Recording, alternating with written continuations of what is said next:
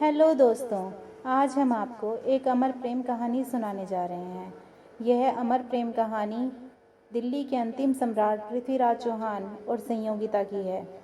अजमेर के राजा सोमेश्वर और रानी कर्पूरी देवी के यहाँ सन 1149 में एक पुत्र पैदा हुआ, जो आगे चलकर भारतीय इतिहास में महान हिंदू सम्राट पृथ्वीराज चौहान के नाम से प्रसिद्ध हुआ।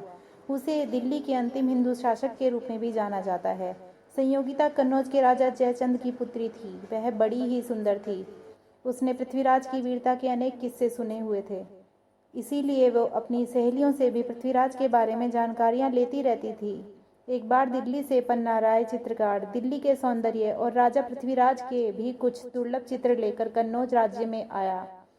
राजकुमारी संयोगिता को जब यह पता चला तो उसने चित्रकार को अपने पास बुलाया और महाराज पृथ्वीराज का चित्र देखने का आग्रह किया। पृथ्वीराज का चित्र देखते ही वो उन पर मोहित हो गई।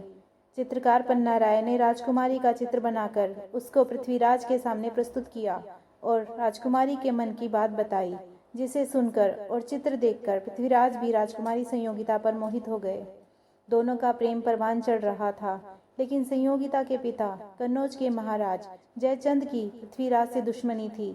जयचंद्र ने संयोगिता के स्वयंवर में पृथ्वीराज को नहीं बुलाया, उल्टा उन्हें अपमानित करने के लिए उनका पुतला दरबान के रूप में दरवाजे पर रखवा दिया।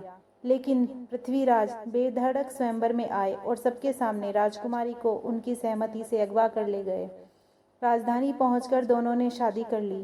कहते हैं इसी अपमान का बदला लेने के लिए जयचंद्र ने मोहम्मद गोरी को भारत पर आक्रमण करने का निमंत्रण दिया। गोरी को 17 बार पृथ्वीराज ने हराया। 18वीं बार गौरी ने पृथ्वीराज को धोखे से बंदी बनाया और अपने देश ले गया। वहां उसने गरम सलाखों से पृथ्वीराज की आंखें तक फोड़ दी। गौरी ने पृथ्वीराज से अंतिम इच्छा पूछी।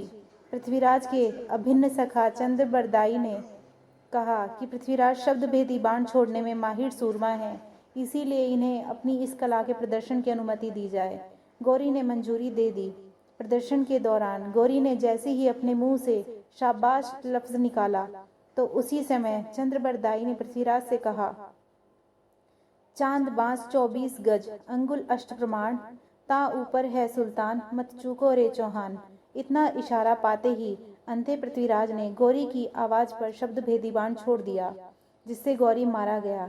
अपनी दुर्गति से बचने के लिए चंद्रबरदाई और पृथ्वीराज चौहान ने एक दूसरे का वध कर दिया।